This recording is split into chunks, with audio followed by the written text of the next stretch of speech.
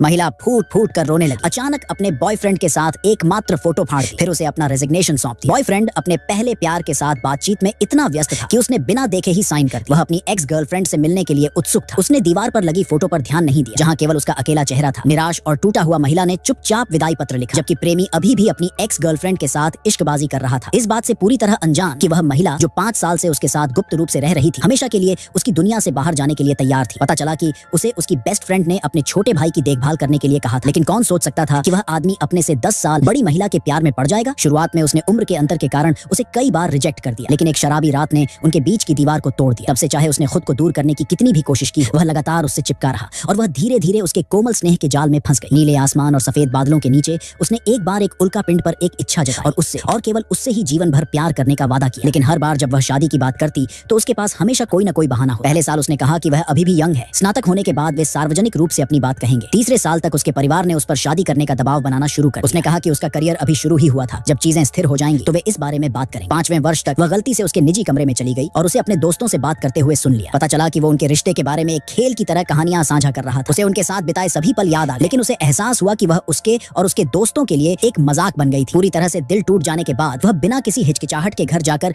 एक arranged marriage के लिए तैयार हो। अगले दिन जब वह घर पहुंचा तो वह पूरी रात बुखार से तप रही थी, इसलिए वह उसे अस्पताल ले गया। पहले तो उसे इतनी सावधानी से उसकी देखभाल करते देख उसे थोड़ी गर्मी महसूस हुई, लेकिन अस्पताल की फीस भरने के लिए जाते समय उसकी मुलाकात अपनी पूर्व प्रेमिका से हुई। जब उसे पता चला कि उसने अपना हाथ जला लिया है, उसने बिना सोचे समझे अपनी प्रेमिका को छोड़ दिया और उसके साथ रहने लगा, यह भूलकर कि उसे अभी भी तेज बुखार है। जब उसने उसे फिर से दालान में देखा तो उसने ऐसा व्यवहार किया जैसे उसे उसकी याद ही ना। जब वह अपनी पूरी 4 बातें खत्म कर चुकी थी, तभी वह अपनी पूर्व प्रेमिका के साथ वापस लौटा। जब उसने अपना आधा अधूरा स्पष्टीकरण दिया तो उसने बस सिर हिला दिया और एक शब्द भी नहीं कहना चाहती थी। लेकिन जैसे ही वे जाने वाले थे, उसकी एक्स गर्लफ्रेंड ने अचानक उसे बुलाया और उसने तुरंत उसका हाथ छोड़ दिया। उसकी पूर्व एक्स गर्लफ्रेंड ने उसे अपनी वेलकम पार्टी में आमंत्रित किया और जानबूझकर उस महिला को भी शामिल किया। वह मना करने वाली थी, लेकिन उसने तुरंत हाँ कह दिया और यहाँ तक कि उसे कार में अपनी एक्स गर्लफ्रेंड के लिए आगे की सीट छोड़ने के लिए भी कहा। वह और उसकी पूर्व प्रेमिका इस तरह से बातचीत कर रहे थे जैसे कि वह मौजूद ही ना हो। पार्टी में वह पूरी तरह से जगह से बाहर लग रही। उसने उसे अकेले एक कोने में बैठने के लिए छोड़ दिया, उसे पूरी तरह से अनदेखा कर दिया। लेकिन जब वह बाहर गई तो उसने गलती से उसकी एक्स गर्लफ्रेंड को